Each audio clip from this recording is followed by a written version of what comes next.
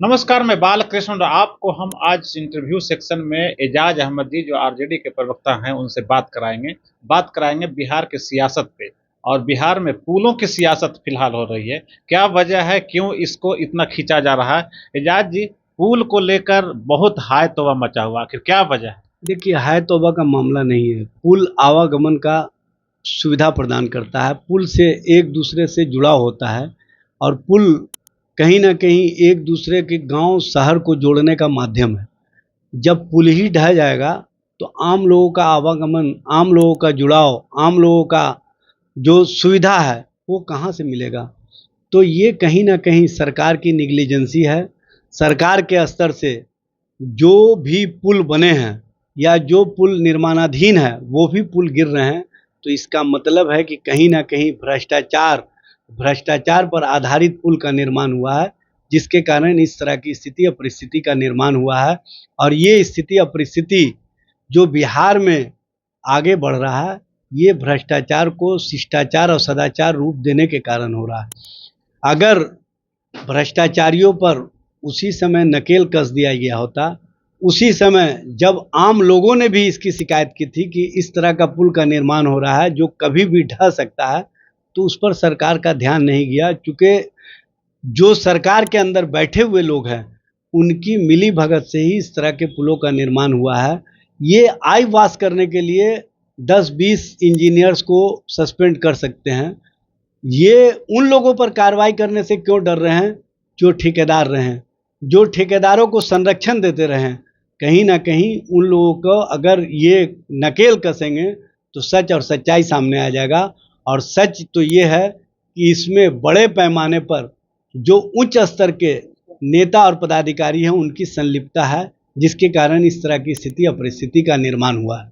एजाज जी, नहीं लगता है कि एक सूबा का मुख्यमंत्री इंजीनियर हो, और इंजीनियर अपने आप में क्वालिटी होता है, और अगर उसी क्वालिटी का जो आधार होता बना हुआ होता है, इंजीनियरिंग का ही दिमाग है कि पुल बनता है, और पुल ढह रहे हैं, सरकार किसी की भी रहे, नीतीश की रहे या फिर किन्हीं की सरकार रहे, पुल तो ढह रहे हैं, बंदरबाट तो हो रहा है। लगता है कि इसमें जिस समय पुल जब बनता है उस समय इंजीनियर, ठेकेदार और सरकार के अंग जो सब लोग सिर्फ उसमें एक अंश होता है जो सिर्फ बटोरने के लिए सिर्फ उनका दिमाग रहता है, मजबूती के लिए कोई दिमाग नहीं होता है। देखिए, जहाँ पर लालच आ जाए, जहाँ पर कहीं न कहीं काम के प्रति इच्छा शक्ति कम हो जाए, जहाँ पर ईमानदारी का कहीं न कहीं कमज़ोरी नज़र आए, तो इस तरह की स्थिति या परिस्थिति का निर्माण होता है। शेयर के वजह से इस तरह होता है कि शेयर बंदरबाट, पैसे की बंदरबाट की वजह से स्थिति पुल गिरता है। ज़ाहिर-सी बात है, इसमें लेन-देन का तो मामला है ही है। लेन-देन से भी बड़ा मामला है, जो एस्टीमेट का मामला है। एस्टीमेट घोटाला आपने सुना होगा, बड़े पैमाने पर नीतीश जी के राज में हुए हैं।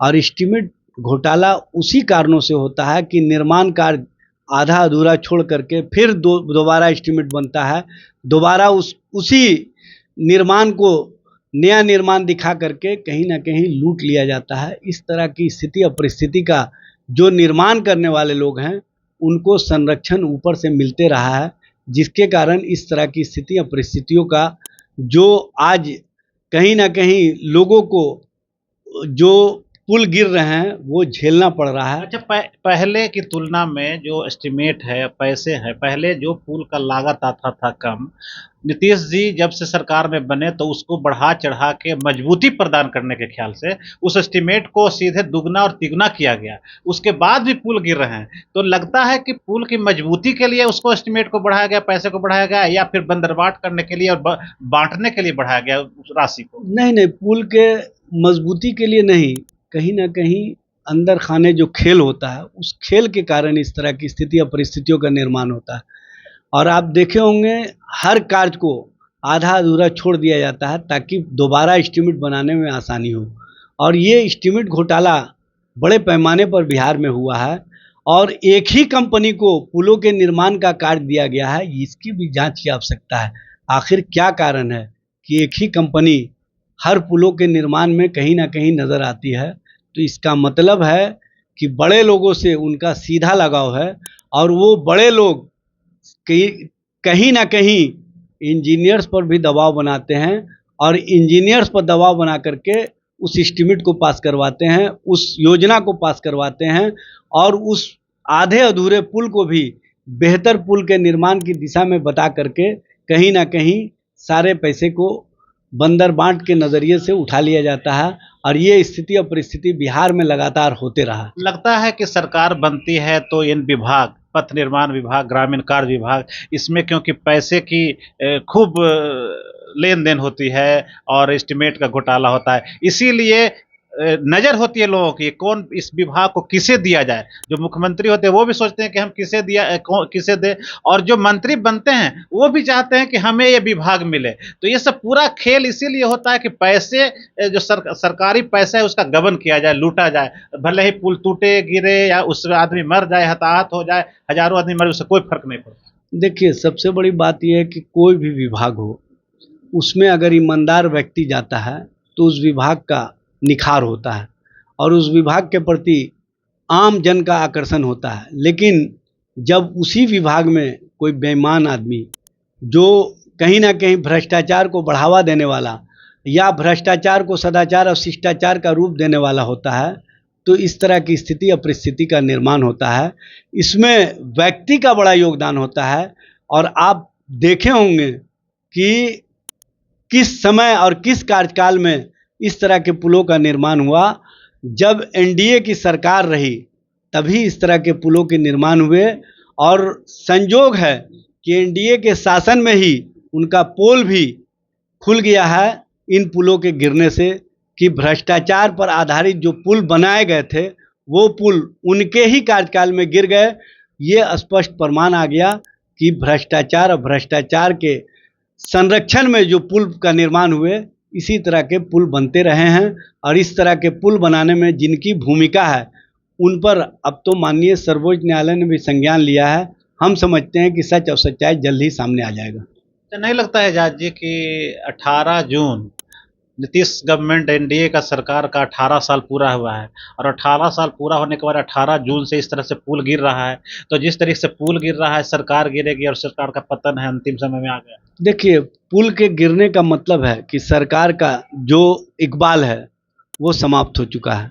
सरकार की जो चर्चा रहती है कि हम काम करवाए हैं उस काम का भी पोल खुल गया है कि इन्होंने काम कुछ नहीं कराया, सिर्फ और सिर्फ इस काम के माध्यम से अपने आप को और अपने लोगों को फ़ायदा पहुंचाया। ये स्पष्ट रूप से दिख रहा है। ये बताने की आवश्यकता नहीं है। आने वाले समय में जिस तरह से पुल गिर रहा है उसी तरह से सरकार का इकबाल गिर रहा है और सरकार 2025 के पहले ही अपने ही बोझ से, अपने ही कारणों से गिर जाएगी। और आप देखेंगे कि तेजस्वी प्रसाद यादव के नेतृत्व पर जिसका जनता का जिस तरह से विश्वास है वो विश्वास और मजबूत होगा, क्योंकि तेजस्वी जी ने 17 महीने के कार्यकाल में 17 साल के कार्यकाल को पीछे छोड़ करके जनता को बताया है कि इच्छा शक्ति हो तो काम बेहतर ढंग से किया जा सकता है। तो एजाज जी थे, लेकिन हम बात सिर्फ इतना ही पर नहीं छोड़ेंगे, लेकिन हम एक बात और कहेंगे कि या तो ये विभाग तेजस्वी यादव के पास रहे, ललन सिंह के पास रहे, या फिर श्रवण कुमार के पास रहे, शैलेश कुमार के पास रहे, जिसके पास भी रहे, ये विभाग जो हैं उनके मंत्री भी उतना ही दोस्ती हैं। अगर पुल गिर रहे हैं तो उनको सिर्फ जिम्मेवारी सरकार में आते हैं, मंत्री इसलिए बनते हैं ना कि वो पूरे क्रियाकलाप पे नजर रखे। इंजीनियर भी उनके माथे आते हैं, ठेकेदार भी उनके अंडर में आते हैं।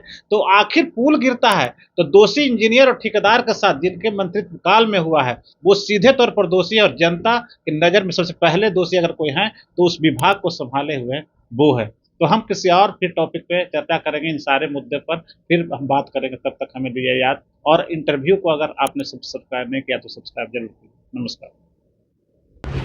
अगर आपको ये खबर अच्छी लगी तो चैनल को सब्सक्राइब करना नहीं भूलें और बेल आइकन जरूर दबाएं।